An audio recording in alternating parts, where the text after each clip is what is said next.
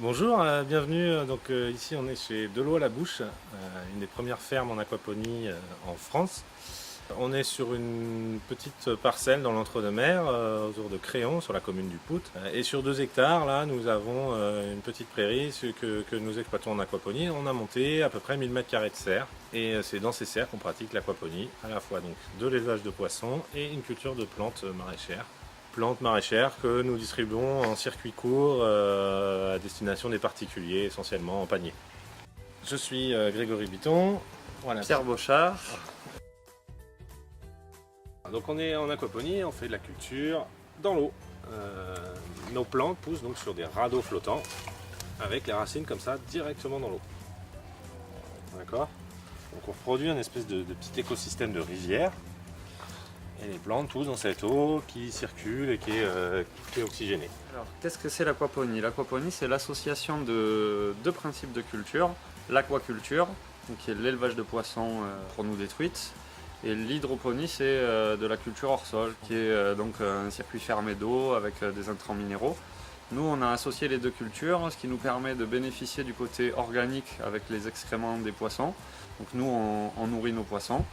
On récupère les déjections de poissons pour faire pousser nos plantes, et les plantes filtrent l'eau en se nourrissant, et cette eau peut être envoyée aux poissons purifiée entre guillemets. C'est une phytoépuration avec de l'aquaculture. Et on produit toutes sortes de plantes comme ça, beaucoup de diversité, poivrons, piments, là, on peut voir des tomates, on va faire le tour un petit peu de toutes les plantes qu'on a en ce moment. On a testé oignons, c'était très bien marché. On a testé les poireaux aussi, ça marche très bien. Cette année, on joue plus sur les variétés. On met beaucoup de variétés différentes pour voir qu'est-ce que ça marche et qu'est-ce que ça marche pas comme variété. Le navet, on a testé l'année dernière, c'était très bien. Et cette année, on a envie d'essayer les radis noirs.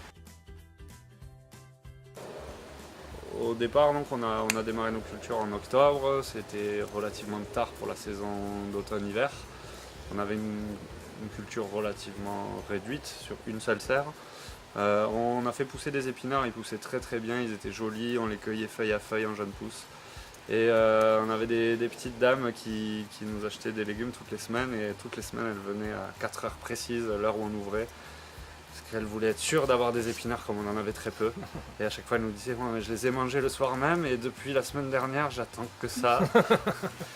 Donc on sait que les épinards ça a plu, donc cette année on va en faire beaucoup plus. Ouais. Pour arrêter la frustration des petites mêmes.